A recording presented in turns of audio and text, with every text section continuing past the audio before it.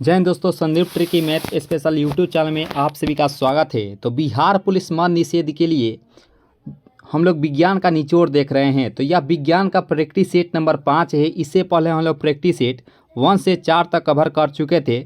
तो उसे आप नहीं देखे होंगे तो उसे आप ज़रूर ही देख लीजिएगा।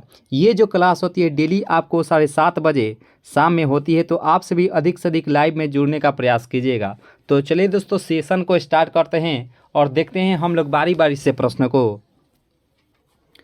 और यहाँ पे आज का फर्स्ट प्रश्न है कि निम्नलिखित में किसका अपर्तनांक सर्वाधिक होता है। तो यहाँ पे इस प्रश्न का राइट आंसर क्या होना चाहिए दोस्तों कि किसका जो अपर्तनांक जो होता है वह सबसे अधिक होता है। जब भी दोस्तों अपर्तनांक की बात किया जाए तो यह बैगनी का इस प्रश्न का राइट आंसर हो जाएगा ऑप्शन नंबर बी जो इस प्रश्न का राइट आंसर हो जाएगा। और सबसे कम अपर्तनांक किसका होता है तो वह लाल रंग का होता है, क्योंकि लाल रंग का जो तरंग दैर्घ्य होता है वह सबसे अधिक होता है और बैगनी रंग का जो तरंग दैर्घ्य होता है वह सबसे कम होता है। इसलिए जो है इसका अपर्तनांक जो है सबसे अधिक होता है। ठीक है, तो इस प्रश्न का राइट आंसर हो जाएगा ऑप्शन नंबर बी।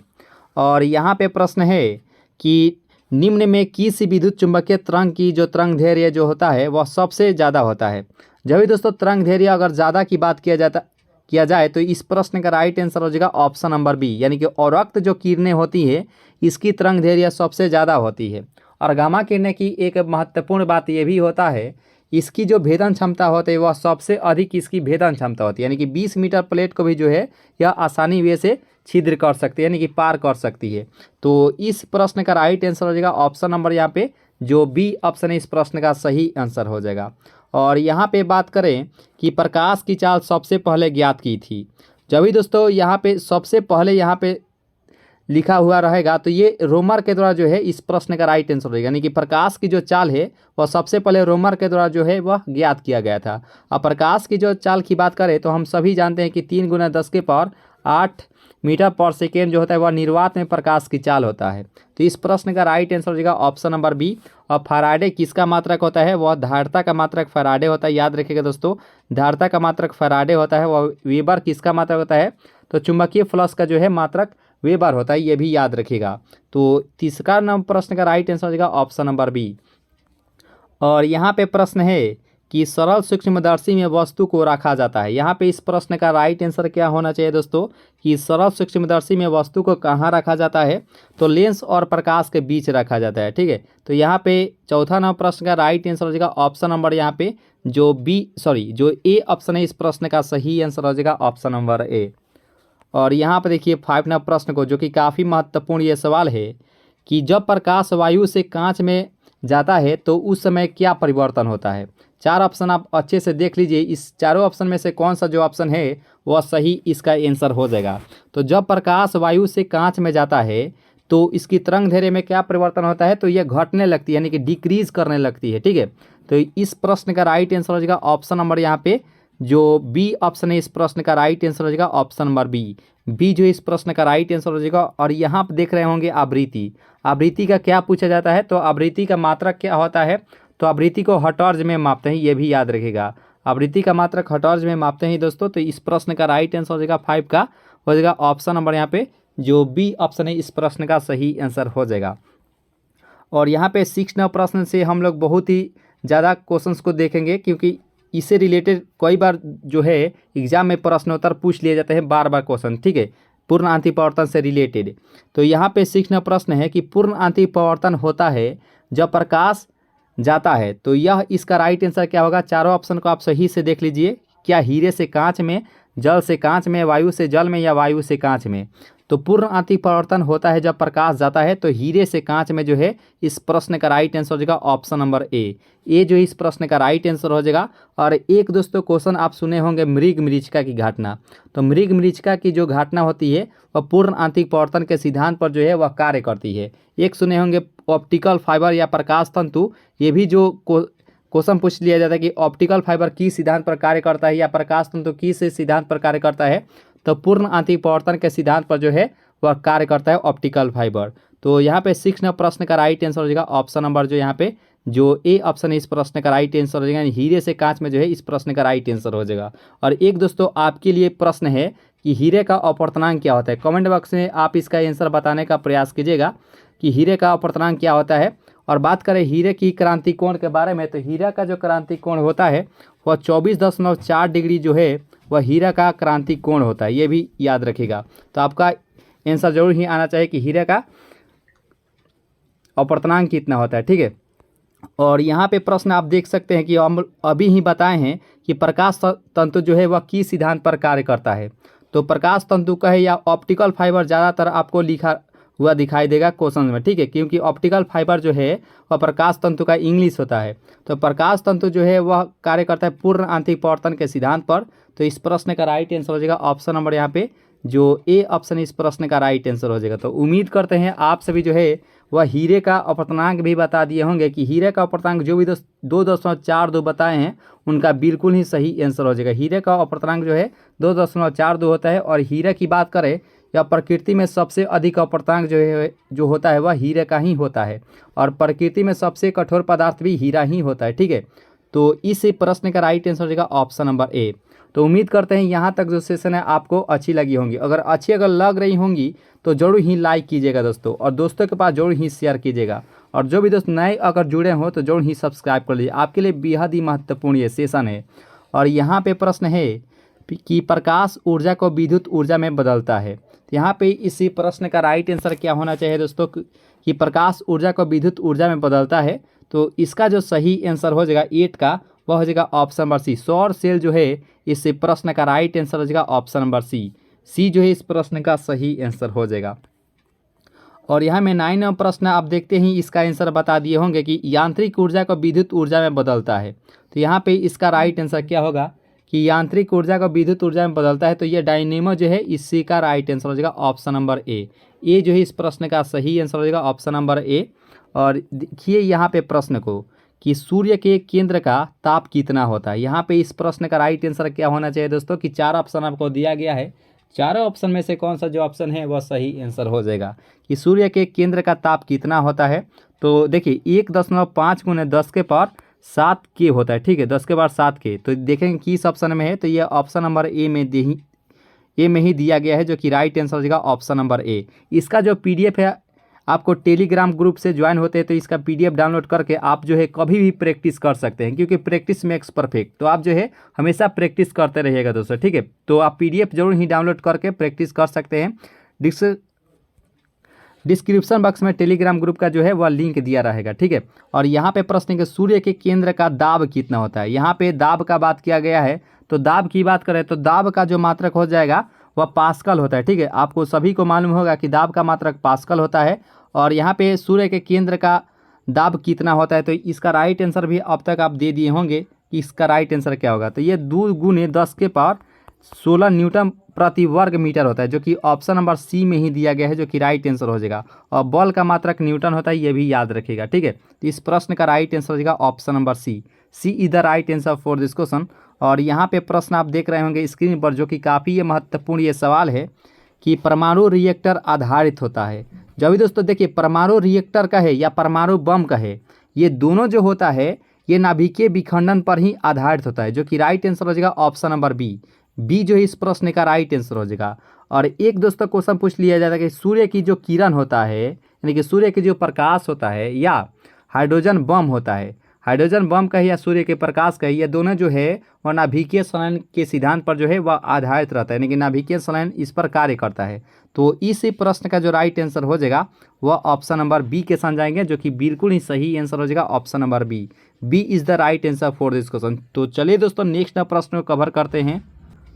तो यहाँ पे 13वां प्रश्न भी आप देख सकते हैं। ये प्रश्नोत्तर के बारे में हम डिस्कस किए थे कि परमाणु बम आधारित रहता है, तो ये जाहिर सी बात है नाभिकीय विखंडन पर आधारित रहता है, लेकिन कौन सा, तो ये अनियंत्रित होता है, ठीक है। तो अनियंत्रित ये ऑप्शन नंबर सी में दिया गया है, जो कि राइट आंसर हो जाएगा ऑप्शन नंबर सी जो है इस प्रश्न का राइट आंसर हो जाएगा। नाभिकीय संलयन के बारे में हम लोग भी डिस्कस किए थे कि हाइड्रोजन बम या सूर्य के प्रकाश, तो इस प्रश्न का राइट आंसर हो जाएगा ऑप्शन नंबर सी। तो उम्मीद करते हैं यहाँ तक जो सेशन है आप सभी बहुत ही अच्छे से कवर किए होंगे।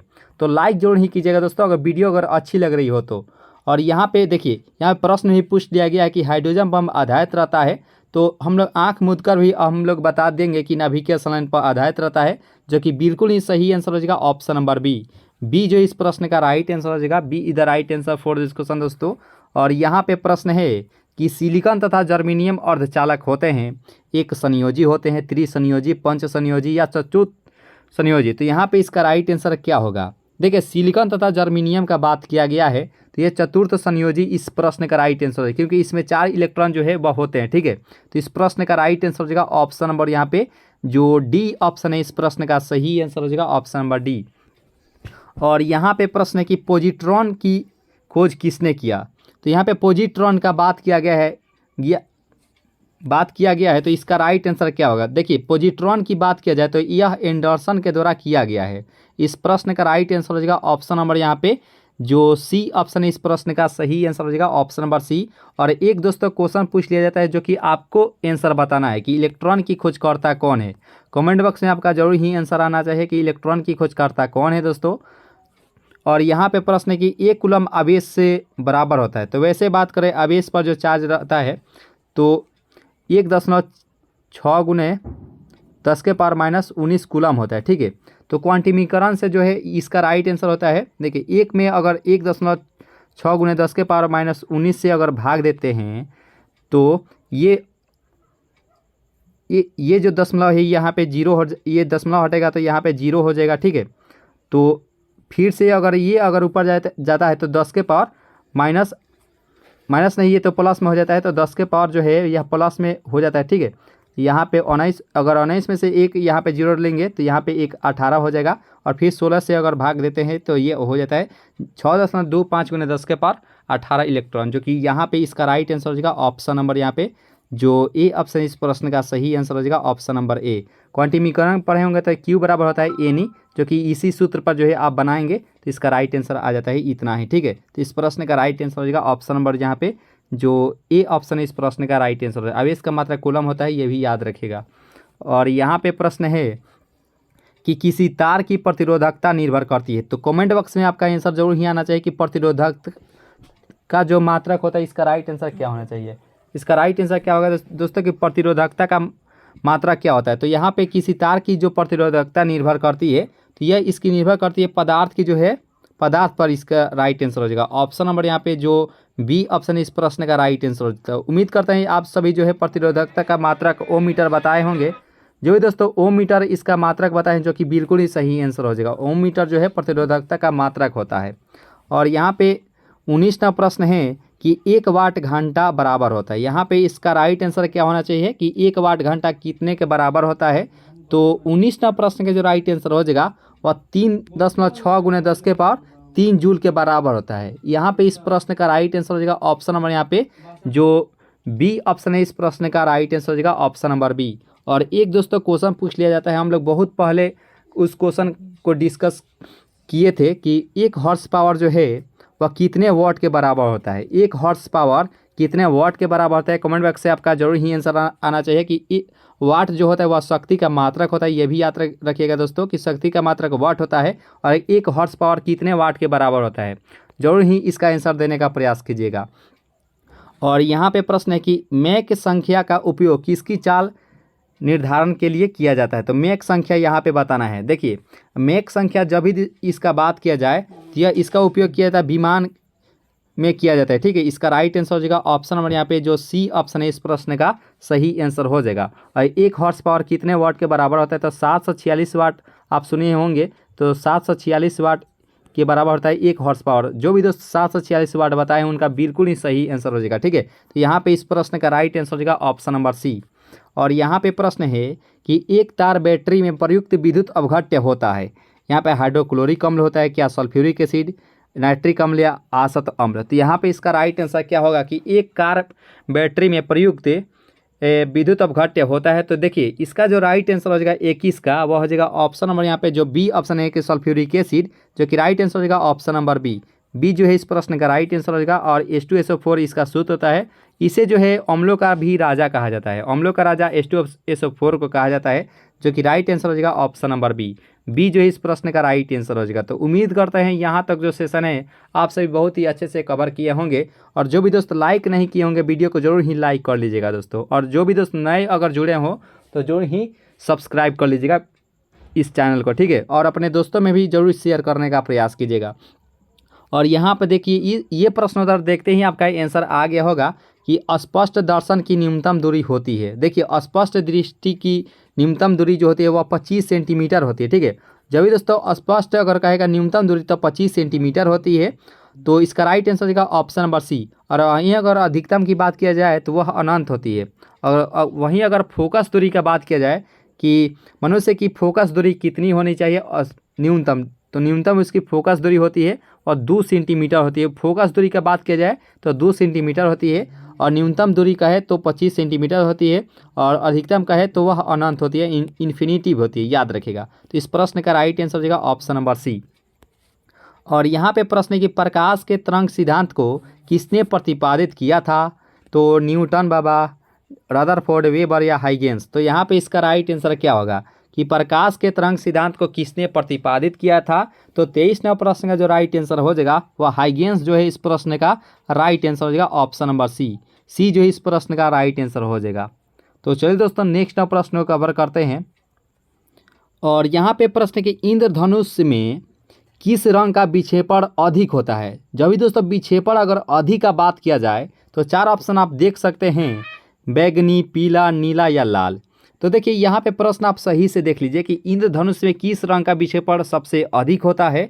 तो 24 नंबर प्रश्न का राइट आंसर हो जाएगा बैगनी, जो कि बिल्कुल ही सही आंसर हो जाएगा ऑप्शन नंबर ए, क्योंकि इसका जो तरंग दैर्ध्य होता है सबसे कम होता है, और सबसे कम किसका विक्षेपण होता है तो वह लाल रंग का होता है, ये भी याद रखेगा। तो इसका जो राइट आंसर हो जाएगा ऑप्शन नंबर ए, क्योंकि लाल रंग का जो है तरंग दैर्ध्य सबसे अधिक होता है। और कमेंट बॉक्स में आपका एक क्वेश्चन हम पूछते हैं, आपका आंसर जरूर ही आना चाहिए कि जो सिग्नल के रूप में जो किस रंग का उपयोग किया जाता है, नहीं होता सिग्नल के रूप में किस रंग का उपयोग किया जाता है, कमेंट बॉक्स से आपका जरूर ही आंसर आना चाहिए, ठीक है। तो यहाँ पे चलिए नेक्स्ट प्रश्न को कवर कर लेते हैं। और यहाँ पे प्रश्न है कि पानी के ऊपर तेल परत का चमकना का उदाहरण होता है। यहाँ पे इस प्रश्न का राइट आंसर क्या होगा कि पानी के ऊपर तेल परत का चमकना का उदाहरण होता है। तो देखिए 25 नंबर प्रश्न का जो राइट आंसर हो जाएगा वो हो जाएगा ऑप्शन नंबर यहाँ पे व्यक्तिकरण, जो कि राइट आंसर हो जाएगा ऑप्शन नंबर डी। डी जो है इस प्रश्न का राइट आंसर हो जाएगा।